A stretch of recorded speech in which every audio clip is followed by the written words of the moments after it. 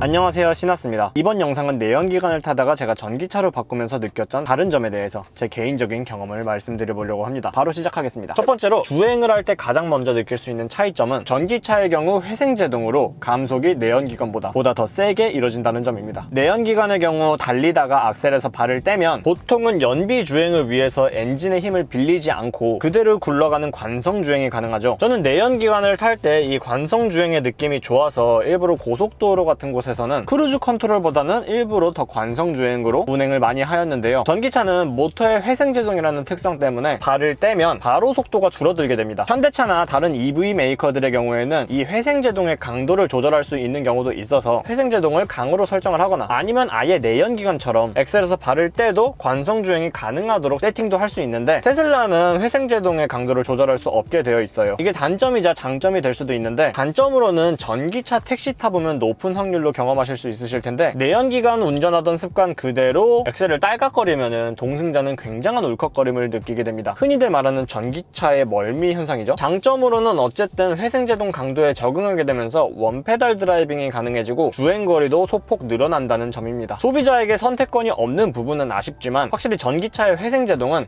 쓰는 편이 주행거리 상승에 도움이 되기도 하고 뭔가 달리면서 돈 번다는 느낌도 들어서 좋은 게 좋은 거다라고 생각을 하면서 타고 있어요. 두 번째로 운전할 때 발이 편해집니다. 방금 말씀드렸던 것처럼 원페달 드라이빙 덕분에 운전할 때 발이 편해져요. 회생제동이랑 연결되는 부분이기도 한데, 엑셀에서 발을 떼면 곧바로 감속이 이루어지는 회생제동 특성상 시내 주행에서 브레이크 밟을 일이 정말 줄어듭니다. 내연기관을 탈 때에는 출퇴근 시간대에 차가 막히면 브레이크 밟았다가 엑셀 밟았다가 발이 바쁘게 움직였는데, 전기차를 타면서부터는 브레이크에 발이 올라갈 일 자체가 거의 사라지니까 그 점이 편했습니다. 그런데 이거는 사실 사람마다 취향이나 운전 습관이 달라서 저희 어머니도 전기차를 타시는데, 어머니는 바로 회생제동과 원페달 드라이빙에 익숙해지셔서 오히려 지금은 내연기관보다 전기차 운전이 더 편하다고 말씀을 하시는데, 처음에 시승할 때는 되게 어색했는데 막상 하고 보니까 정말 이게 너무 편한 거야. 내연기관은 진짜 왔다 갔다 발을 수시로 왔다 갔다 해야 되잖아, 특히나 막히는 곳에서는. 근데 이 지금 원페달 드라이빙은 그럴 필요가 없다는 거야. 엑셀에서 발을 눌렀다 뗐다만 하니까 훨씬 간편해졌어. 아버지는 테슬라나 다른 전기차들 많이 시승해 보셨음에도 불구하고 전기차 회생제동 적응이 안 된다, 내연기관이 더 좋은 것 같다, 더 편하다 라고 말씀을 하시더라고요. 여러분들도 시승 한번 해보시고 안 되겠다 싶으면 안 사시면 되고, 아니면 회생제동이 조절 가능한 브랜드의 전기차를 선택하는 것이 좋지 않을까 생각을 합니다. 전기차가 싫으시다? 그럼 굳이 전기차 영상 들어와서 댓글 달고 계속 신경 쓰시는 것보다 쭉 지금처럼 그래왔던 것처럼 내연기관 타시면 될 것 같아요. 가뜩이나 요즘 전기차 많아져서 충전 자리도 부족해지고 있는데 오히려 반가운 소식입니다. 세 번째로, 충전이 불편하다? 아닙니다. 환경에 따라 다르다고 할 수 있어요. 주유가 필요 없어지고 충전을 하게 되면서 이 습관과 개념 자체도 많이 달라진 것 같습니다. 사람마다 주유 습관이 다르긴 한데, 저의 경우에는 거의 연료통이 빌 때까지 타다가 한 번에 만땅으로 넣는 습관을 갖고 있었거든요. 그래서 주유소 갈 일이 그렇게 많지는 않았었는데, 전기차를 타면서부터는 오히려 충전을 더 많이 하게 된 것 같습니다. 저 같은 경우에는 지금 집밥과 회사밥 둘 다 갖추고 있는 환경이거든요. 그래서 어디 시간을 내서 신경을 써서 충전소에 가서 충전을 하기보다는 배터리 잔량 50%에서 80% 사이 유지하면서 50% 밑으로 떨어질 때마다 충전을 해주는 편인 것 같습니다. 그게 가장 배터리 수명 관리에 좋다고 하더라고요. 그래서 저는 일부러 주유소를 멀리까지 가지 않아도 되니까 오히려 내연기관 탈 때보다 충전이 더 편해진 것 같아요. 전기차 타다 보면은 충전이 불편하지 않냐 이런 얘기들을 많이 듣잖아요. 그래서 저는 제 상황 말씀드리고 오히려 더 편해졌다, 아니면 집밥이나 회사밥 같은 환경이 구축되지 않았다면은 조금 불편할 수도 있다, 아무래도 충전하는 시간이 주유 대비 조금 기니까 그런 점들을 말씀드리는데, 자기 거주 이동 환경에 따라서 더 편해질 수도 불편해질 수도 있는 거죠. 그런데 그냥 가끔 전기차를 싫어서 까내리려고 이런 상황을 설명해도 그거 불편해서 어떻게 타냐 이렇게 계속 끝까지 말씀하시는 분들이 인터넷에는 많아요. 그러면 그런 분들께는 굳이 열내지 않고 정말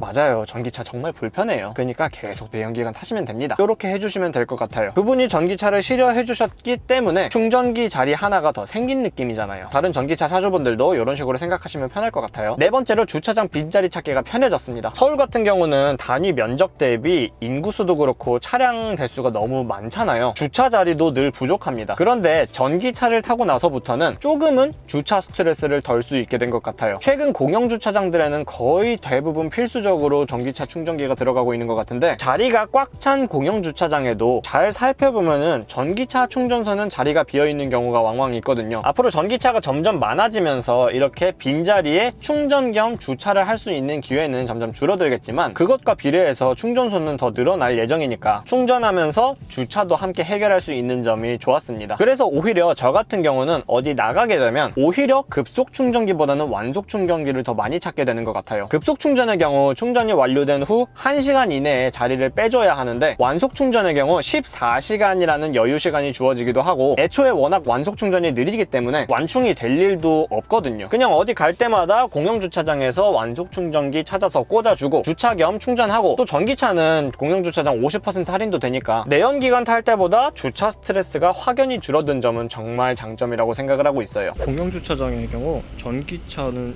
충전 시 1시간 면제 후 50% 할인도 있습니다. 기본적으로 공영 주차장 할인에 1시간 면제까지도 받을 수 있는 겁니다. 정말 좋아요. 다음으로 유지비가 정말 싸집니다. 일단 현 시점에서 주유비에 비해 충전비가 말도 안 되게 싼 점은 사실이에요. 그리고 뭐 충전비가 비싸지니 뭐니 하는 언론들 조명이 있긴 하지만, 그런 기사에서 댓글로 열내시는 분들도 아이러니하게 다들 전기차를 타시는 분들이 아니라 전기차를 그냥 싫어하시는 분들이더라고요. 쌤통이다 뭐 이런 느낌인가? 그런데 충전비가 비싸짐을 감안해도, 앞으로 전기비가 더 올라갈 것까지 감안해도 주유비 대비 아직 많이 저렴합니다. 또 전기차 실제로 타시는 분들은 아시겠지만, 각 충전소 공급소마다 마일리지가 있기도 하고 선불권이 있기도 해서 표준 요금보다 무조건 저렴하게 충전이 가능합니다. 그리고 거기에 EV 특화 신용카드들도 있어서 이미 싼 충전비에 충전비 50% 할인, 이런 식으로 중복 할인도 먹일 수 있기 때문에, 그래서 인터넷 댓글에서 열내시는 분들께는 죄송한 말씀이지만 그다지 타격이 크지 않다인 것 같습니다. 유지비에는 차량 경정비도 포함해야 되죠. 차량 정비의 대부분은 엔진 관련 계통인데, 전기차는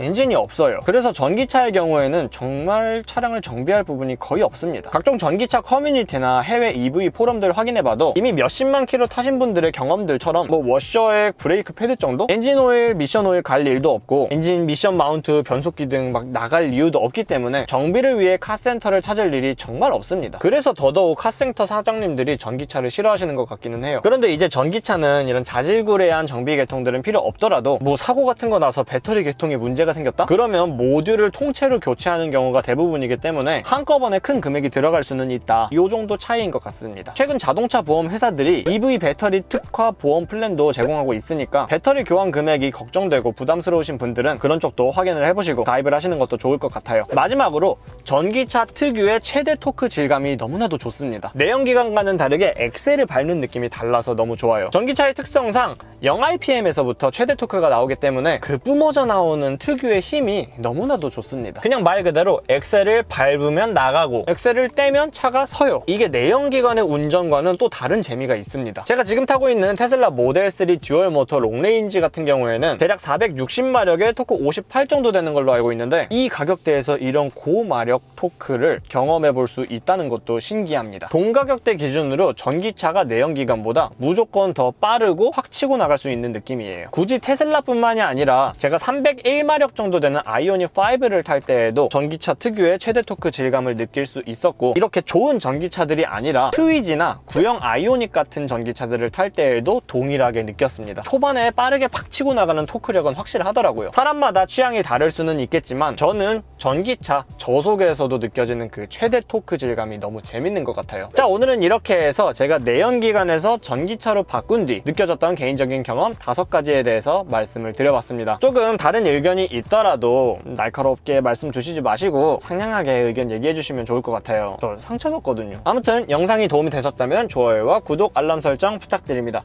여러분들의 좋아요, 구독이 제 다음 컨텐츠 제작에 큰 힘이 됩니다. 시청해주셔서 감사합니다. 지금까지 시나스였습니다. 감사합니다.